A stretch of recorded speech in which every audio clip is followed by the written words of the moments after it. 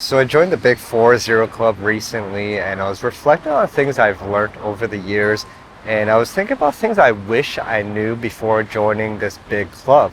So today I'm going to present to you 10 things I wish I knew as a music producer before joining the Big 4-0 Club. But before we get into it, here's a quick message from our sponsors. So today's video is sponsored by distrokid.com, which is a music distribution company. They're a great service, especially if you're new to getting your music out there. They'll help you get your music out to all the major platforms such as Apple Music and Spotify. And if you sign up with my link in the description, then you'll get a 7% discount. And I recently used their service to put out my single with Groves called Jungle Ting and Walla, and you can check it out on Spotify. So once again, if you want to get your music out there, then check out distrokid.com.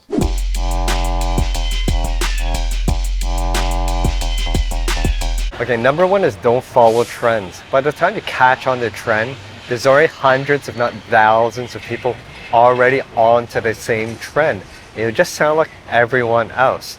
A better strategy is to really build your own style, really develop your own sound, and when it catches on, then people will be following you instead of you trying to follow a trend, and that'll catapult your name forward. Now it definitely takes more time to develop your own style, but that time is really worth it because then you create your own lane, and then you create more longevity with your career as opposed to hopping from one trend to another. You'll be known for being you. Number two is 20% talent and 80% business and marketing skills.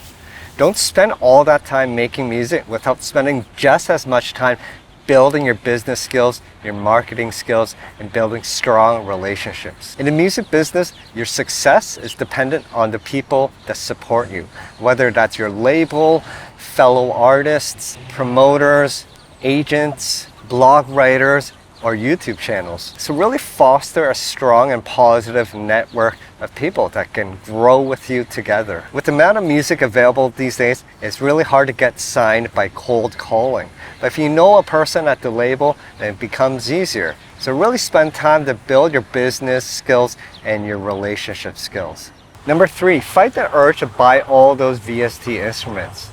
I know it's tempting to buy all those cool VST instruments, but if you limit yourself to just a few tools, then you're pushing your brain to find creative ways to make your music. It's really about accessing that creative space in your brain. With a few tools, then you're working your brain as opposed to depending on VSTs. And you'll be amazed at the results you can get with just a few tools and a lot of brain power. Number four is stop aiming for perfection. All that time spent on perfecting a tune could be spent on making a new track. There's an infinite amount of ways you can push a tune and it could never end. One key of knowing yourself is to know when to stop.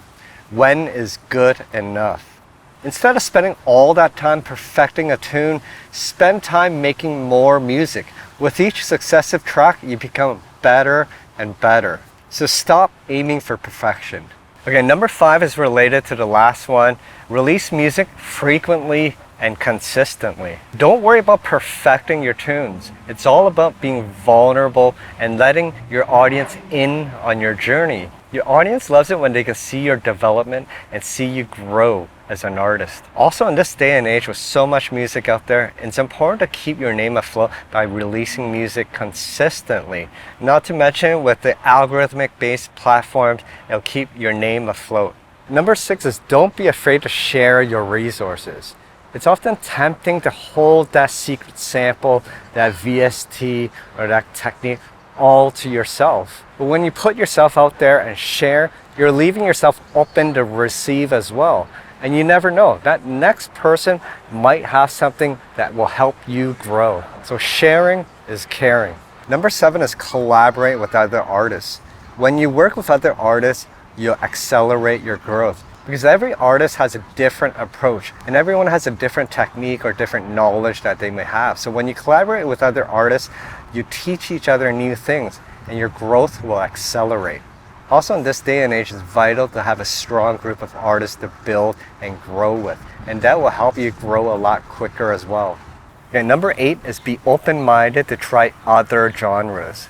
Every genre requires a different set of skills and techniques. And by learning more genres, you'll become more versatile as a producer. Also, you might find that although you want to make one genre, you're actually a lot better at making another genre. And sometimes you got to focus on your strengths. So be open-minded to other genres. Number 9 is to be humble. You might think that you're the shit right now, but there's always someone better. When you're humble, you open yourself to learn new things. This journey is all about learning. The more you learn, the more you grow, and the better you become. So don't be arrogant. The moment you become arrogant, you stop learning and you stop growing. So be humble and be open to learn.